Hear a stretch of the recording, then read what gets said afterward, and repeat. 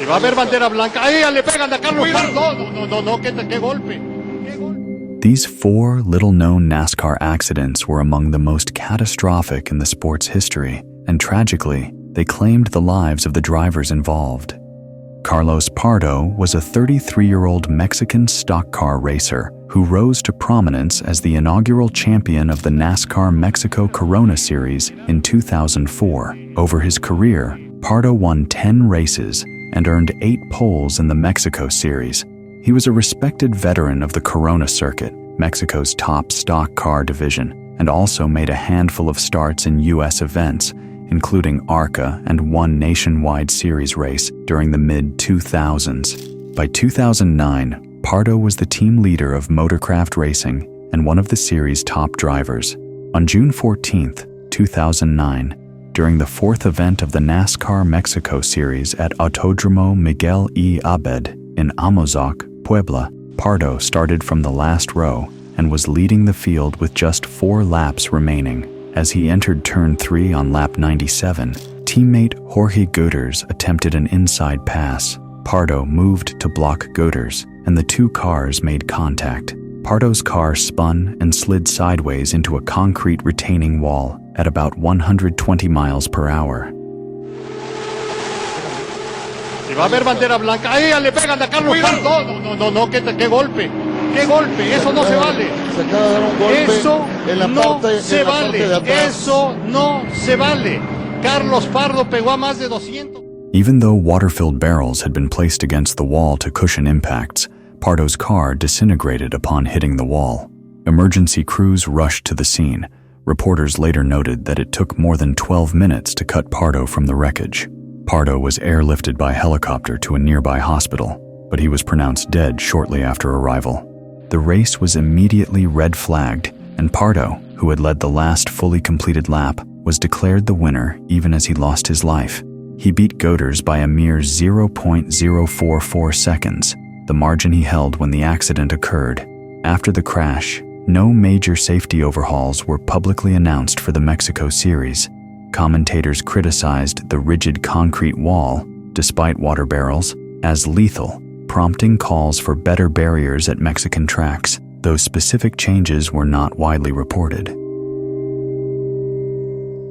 Eric Martin was a Tennessee stock car racer who moved up through local and short track series into the ARCA Remax, a NASCAR feeder series. In 2002, he ran 40 ARCA races in car owner Wayne Hickson's team, finishing 20th in the final points standings.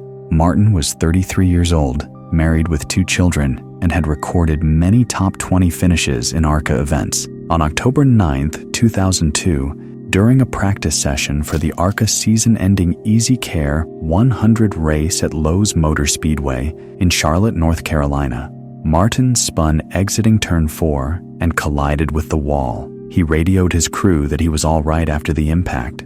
Around 8 to 16 seconds later, just as Martin was unbuckling his belts, fellow driver Deborah Renshaw, unaware of Martin's stopped car, came around the turn at roughly 160 miles per hour and struck Martin's car on the driver's side, killing him instantly from internal injuries. The crash was caught on camera so clearly. As Martin's battered car slid to a stop off turn 4, the track caution lights came on at start-finish. The next 3 cars on the scene are all traveling at high speed, yet they managed to avoid Martin. Finally, nearly 15 seconds after the accident starts, Renshaw is unable to avoid the stationary car. Now, like the others, Renshaw clearly had no idea the car was there. On Saturday, NASCAR announced a new rule calling for spotters to be in their designated stand every time cars are on track. The disaster resulted in criticism of both ARCA and Renshaw. ARCA faced criticism because its rules did not mandate the stationing of spotters atop the grandstands. Since Renshaw's spotter perched atop the team trailer, he was unable to witness the wreck and tell his driver where it was. Renshaw herself was blamed for failing to notice the car stopped on the racing line until it was much too late to prevent the deadly crash, although other cars with spotters in similar positions were able to see Martin in time and slow down significantly before missing him. The Martin accident had an immediate impact on safety protocols. NASCAR, which sanctions ARCA events, announced that all teams in NASCAR's National Series would be required to have a spotter stationed high on the grandstand or spotter tower whenever cars were on track. Russel Phillips, a 26-year-old racer known as Bubby, was running in the NASCAR Sportsman Division at Charlotte Motor Speedway. A volunteer firefighter and church youth minister from Mint Hill, North Carolina, he was a polite, kind-hearted local driver on the rise.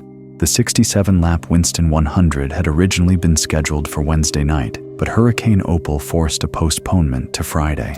Phillips had earned the pole position on Tuesday, his first career pole at Charlotte, and celebrated the milestone. Just hours before the race, he told reporters, "I was just hoping to qualify in the top 5 so I wouldn't have to work through a lot of traffic." On lap 17, with Phillips running in 10th place, disaster struck in turn 4. Ahead, cars driven by Joe Gaita and Morris Bice spun out of control on the apron.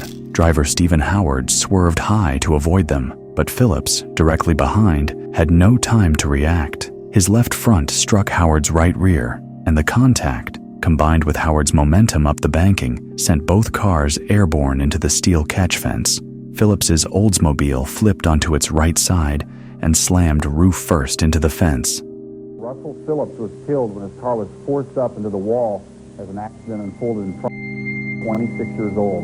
ESPN sends its condolences to the family and friends. Phillips, the pole sitter, crashed into the retaining wall in turn 4. The impact of A caution light support pole tore straight through the roof, shearing off the entire metal top and roll cage structure in an instant. When the car righted itself and slid to a stop in the infield grass, the cockpit was exposed through a gaping hole where the roof had been. Witnesses described the horrific aftermath. Phillips' body was mutilated by the fence, with his helmet and personal effects scattered hundreds of yards down the track. Some reports noted that one of his arms was found on the catch fence, and his helmet, still containing his head, was located on pit road. The crash exposed critical safety flaws. Sportsman cars at the time had no mandatory roof support bar. This tragedy was the third fatal incident in the division at Charlotte in just 6 years. Deeming it intolerable, track president Humpy Wheeler and Charlotte Motor Speedway discontinued Sportsman Division races after 1995, replacing them with ARCA events starting in 1996. Gary Batson was a 40-year-old amateur racer from Travelers Rest, South Carolina, known locally as a restaurateur and barbecue enthusiast, as well as a short-track driver. A former high school and college footballer, he owned the Gary Batson Feed Store restaurant and raced weekly for years at the Greenville Pickens Speedway near his hometown. By 1992, Batson had begun moving up from local short-track racing into NASCAR's developing Sportsman Division, an exhibition series at Charlotte Motor Speedway using older Winston Cup cars. He had no record of starts in the NASCAR Winston Cup Series itself, but competed in the Charlotte Sportsman races. Batson's car was a prior Philip Ross wreck repaired by Lawrence Ledford's team. The fatal accident occurred on May 15, 1992, at Charlotte Motor Speedway in Concord, North Carolina. It happened during a last-chance qualifying heat around lap 4, exiting turn 4 for a support race called the Winston Sportsman 100. As Batson and Neil Connell exited one of the high-speed turns, their cars made contact with each other as Connell tried to avoid a two-car crash. Connell's number 88 Chevrolet and Batson's number 96 Chevrolet Monte Carlo made contact, shoving Batson's car onto its side and into the outside wall. Batson's car then slid along the wall and burst into flames when fuel spilled along the track. Number 60 is Gary Everett. He is battling William Metzger of Deer Park, New York for the lead. The car gets a bit loose on Everett and then comes around. Behind him, drivers take evasive action. In one of the strangest accidents we've ever witnessed, Neil Cannell gets up and into Gary Batson, whose car rides along the top of the wall, and fuel spilling from the... The fuel spill fire stemmed from a faulty gas cap mechanism that failed to seal due to the shallow impact angle. Connell emerged uninjured and was quickly evacuated and found to be unhurt, but Batson was trapped in his car. Batson survived the initial crash, but suffered burn injuries. He also remained conscious through the rescue. He was rushed to a local hospital and then airlifted to UNC Hospital's burn unit in Chapel Hill, but he succumbed to his injuries roughly 15 hours later on Saturday, May 16, 1992.